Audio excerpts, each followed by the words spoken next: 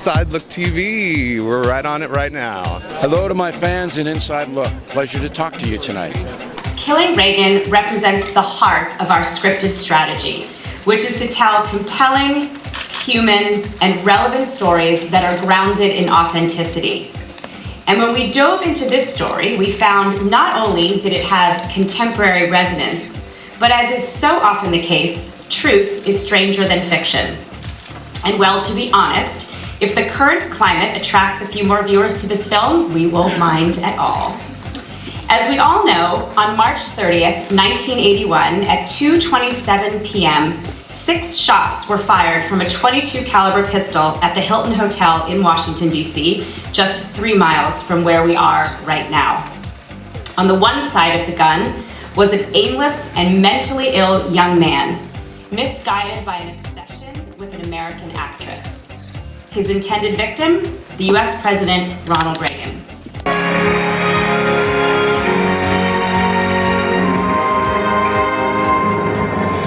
You wouldn't want to talk me into an encore. Tell us a little bit more about your character and what we can expect.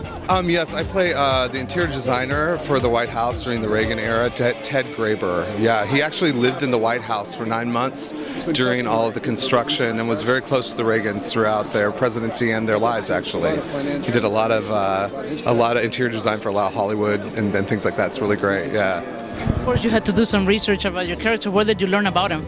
You know, it's very interesting that he was a very strong confidant for a lot of Hollywood, people in Hollywood, because he didn't open his mouth a lot. He kept a lot of good secrets. And so he and Nancy were very close. And then he and his partner at the time were actually the first openly gay couple to stay at the White House, so which is interesting as well. Yeah. Tell us a little bit more about your character and tell us a little bit more about what you learned from your character. Well, I played James Baker in the film, and James Baker at that time was a good friend of George Bush, a good personal friend of George Bush Sr., and he became Chief of Staff for Ronald Reagan. And James Baker is an extremely admirable person, in my opinion, throughout his career and his life. And I knew quite a bit about him before I went into this film to make the film, but I learned quite a lot about him doing it. What do people expect? Well, I think what you're going to find out is that Ronald Reagan was an actor from the start of his life, start of his career, up until he was done being president. He never stopped being an actor. And I think that one of the things that you see in the film is how he brought his acting talents, his acting skills into effect during his presidency. He would always use these note cards when he was on the phone. He would always be on the phone talking to a world leader, and there'd be note cards with what he was supposed to say. You know, nothing was spontaneous, and he was a great joke teller. We do one of the jokes in the movie. Oh, really? We can't wait for that. Now, making this movie must have been hard. I mean, where did you guys film? How did it start, the idea? We filmed it in Atlanta. We shot it in about 19 days. So yeah, it was very, very difficult, but it was extraordinarily fun though, because we got to recreate so many things that are actually well known. What has it been for you, and who has inspired you? Well, the greatest inspiration in my life filmically is Steven Spielberg, who was my mentor, name dropping. You know, he was he bought my first film and gave me my first really big film to direct, and did my first television series. So he was very influential on me. But you know, I grew up watching all sorts of great films with some of the greatest directors like Alan Bacall and All the President's Men, who were probably the most influential films of my life. And I hope you see it in my own movies, because I don't have an original bone in my body. I just steal from others.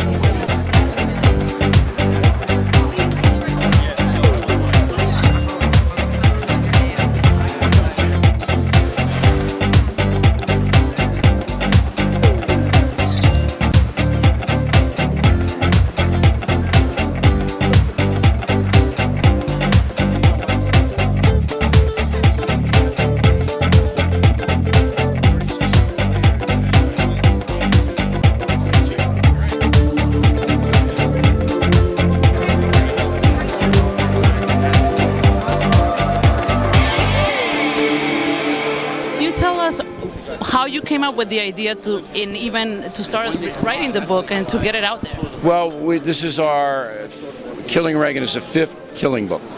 All right. So we have a formula, and we go into violent episodes in history. All right. Crucifixion of Christ, assassination of Lincoln and Kennedy, near assassination of Reagan, and we tell the story from the human point of view. All right, what really happened, how the people really felt. And so we make history come alive, put you there, and it's been very successful. And who inspired you to get into writing this book and starting going to the 5th? You know, nobody really inspired me. I've always been a writer, always been a journalist, so it's a natural progression to write books off the TV success, and it's worked out great. What do you think people can expect from this? Well, I think they're going to see great performances from Tim Matheson and Cynthia Nixon, performances that are Emmy worthy. So whenever that happens, it's worth your time. Can you tell us more about Alexander and a little bit more about what the character meant to you? Well, he was somebody that I knew who he was, but I read his memoirs, Caveat, which was mostly about the Reagan administration, and then he wrote another book, which was a memoir from the time he was in West Point through Korea and then in Vietnam and then onward. I mean, highly decorated. My father was in the Marines in World War II, so in reading his memoirs, I constantly would hear him. I could hear him, so I could hear my father too, even though they were two totally different paths. My father was a infantry guy, corporal was the most he got up to, and he was young when he was in World War II. But it just a guy of I mean, that era is just guys of great character and integrity, man. I was really honored to be able to play him, and the more that I delved into knowing him and about him, it was a great honor, and I was really proud to be able to portray him, and I hope I did a good job, and I hope I like it. I've talked to a couple of the cast members. We've asked them what have they learned about Reagan from even being part of this film. Is there something that you've learned about him that has maybe caught you off guard? Well, not from working on the film so much, but reading the book Killing Reagan. You know, the thing to me that really stood out was I was familiar with Reagan as far as, being an actor. I was familiar that he was president of the Screen Actors Guild and then governor of California, went on to be president.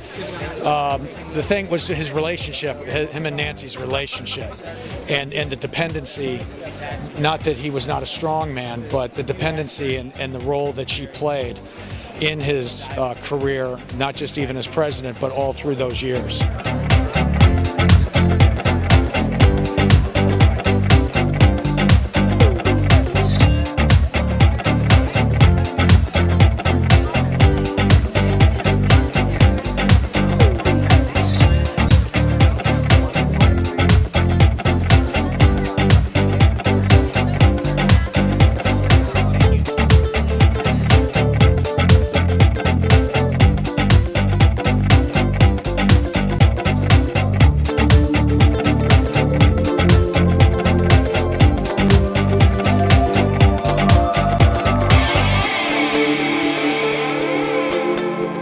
That don't know, you are playing, of course, Reagan. Can you tell us more about what you learned from this great film that is, I can't wait to see it. Oh, thanks so much. Thank you. I think what I came away with was Reagan was a man who had a vision for his country, and he needed the cooperation of the Congress, and he worked hard to bring both sides of the aisle together to accomplish his dream for what America could become.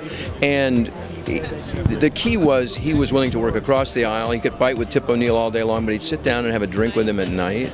So I think the key for me was I may not like your politics, but I can like you. And I don't see any of that today in Washington. And I think it's something we can all learn from him, is that, let's work together, Let's get together and solve these problems, and then we can go gripe about each other, but let's do some work here. That's absolutely true. Can you tell us more about what we can see in the film, what we can see you as the character portraying? Well, basically, sort of the heart of our story with Reagan was Ronnie and Nancy. It's the love story of Ronnie and Nancy, and the strength of their bond and how much it meant to him. And he just, basically, there's one scene in it, he says to her, I can't do this without you. There's no way, I can't do this without you. But with you, we can do this together. And people have always underestimated us, and I can do this. And he had her total support and commitment, and she was always there for him. And he was always writing notes and always leaving notes and hiding things. And, you know, he loved her dearly, and they were just the tightest bond.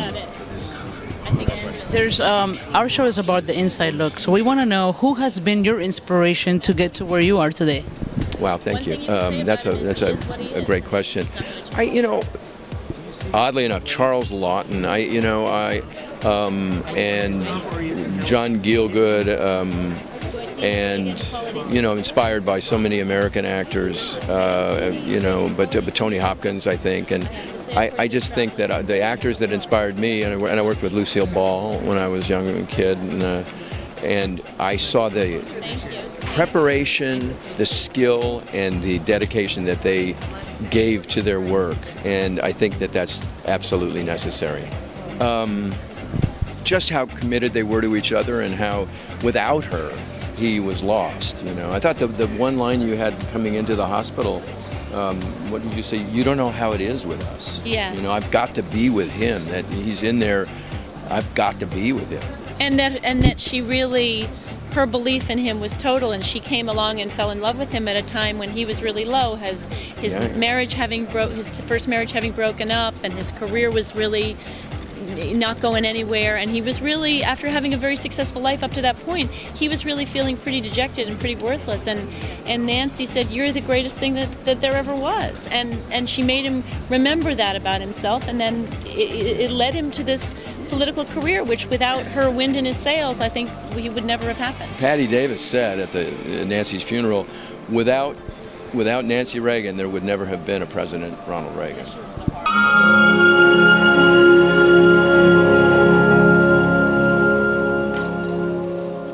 My fellow Americans, I have recently been told that I am one of the millions of Americans who will be afflicted with Alzheimer's disease. At the moment, I feel just fine. I intend to live the remainder of the years God gives me on this earth, doing the things I have always done. I will continue to share life's journey with my beloved Nancy and my family. I plan to enjoy the great outdoors and stay in touch with my friends and supporters. Unfortunately, as Alzheimer's disease progresses, the family often bears a heavy burden. I only wish there was some way I could spare Nancy from this painful experience. In closing, let me thank you, the American people, for giving me the great honor of allowing me to serve as your president. When the Lord calls me home, whenever that may be, I will leave the greatest love for this country of ours and eternal optimism for its future. I now begin the journey that will lead me into the sunset of my life. I know that for America, there will always be a bright dawn.